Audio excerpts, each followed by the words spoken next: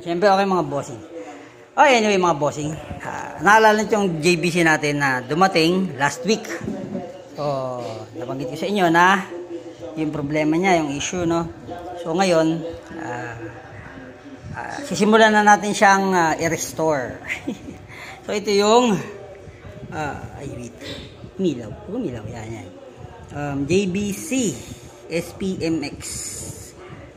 J9 ETV.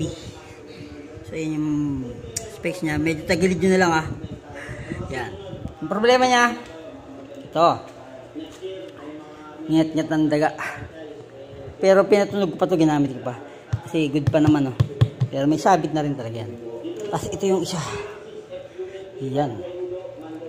Kaya lang ang masaya mga boss. Double magnet. Ang masaya,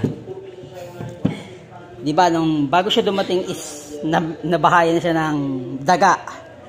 Na nangyari? Pinahay na din siya ng daga dito sa bahay. Lintik na yan.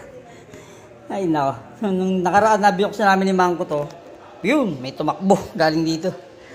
So, kinakabahan pa ako doon sa isa. Baka mayroon pa maliliit Pero yung nahuli kasi namin, malaki. But anyway, sisimulan na natin yung restoration niya. Ang gagawin siguro natin muna is ipaparepair yun, yung may butas. Ayoko naman bumili ng ibang speaker. Kasi sayang naman ito. Diba? Iniisip ko kung bibili ako ng bago.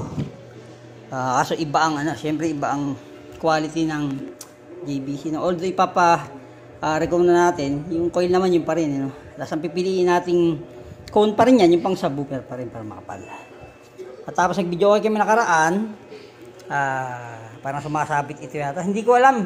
Hindi ko sure kung yung subwoofer na sumasabit o yung minwoofer. So ngayon, binaklas ko na siya. Ayan na siya.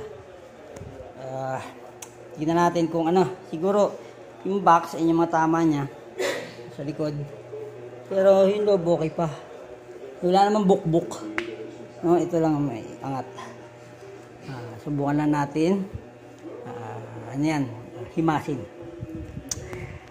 Maganda kasi itong speaker na to. Actually, naganda na ako sa tunog niya. Yun, kulangan ako dun sa Siyempre, galing tayo sa tower na na hi-fi, yung Yamaha natin. Ganda talaga ng boses. Pero, kung kalabog, etc., maganda na to.